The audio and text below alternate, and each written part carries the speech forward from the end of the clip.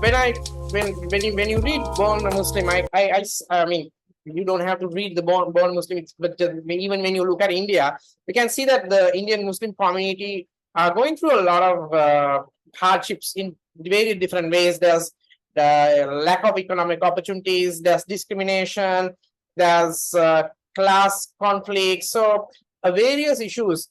Uh, but at the same time, I mean, India is a very diverse country, but at the same time, if you look at Pakistan, your neighbor, which is a Muslim country, a republic, an Islamic republic, the issues Muslim faces now, for example, the Ahmadiyans, they can't even call themselves Muslims. They cannot call their place of worship a mosque. By constitution itself, they have barred that. So this level of their targets, I mean, for being a sect of different sect of Islam, and at the same time, the amount of problems the Shias face. So even being a Muslim country, Muslims are not safe in Pakistan. The amount of bloodshed has happened in the sectarian violence. It's just, I mean, beyond belief.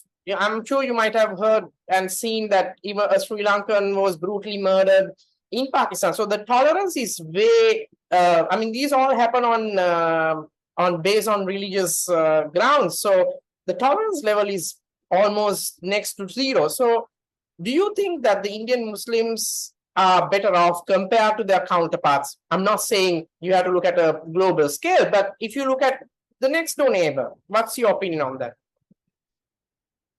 Yes, certainly they are. But I think just going back to your earlier question, if our history was different, maybe this sort of radicalization won't have happened in Pakistan. Maybe this divisiveness won't have happened. This intolerance of people who they think are less Muslims would not have happened, because all this intolerance grew once a country was created in the name of religion, and it was created by people who thought they knew best of what Islam is and what Muslims should be.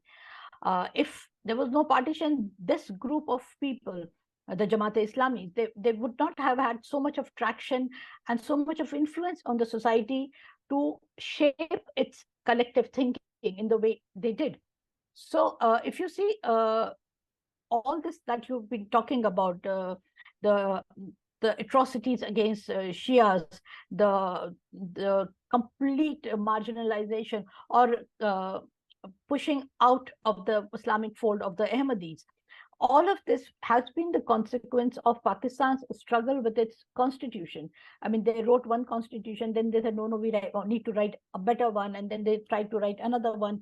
Then their early moderate political leaders were successively assassinated, giving opening space for more and more radicalized people.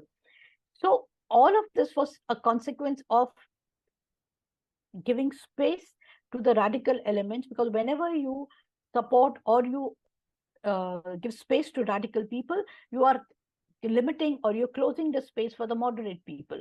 And if the partition had not happened, perhaps this would not have happened. And perhaps as a united India, we would have been much more tolerant and people who lived with one another in peace and harmony. And we would have had the best cricket team in the world. We might have still beaten you. Tough would have been.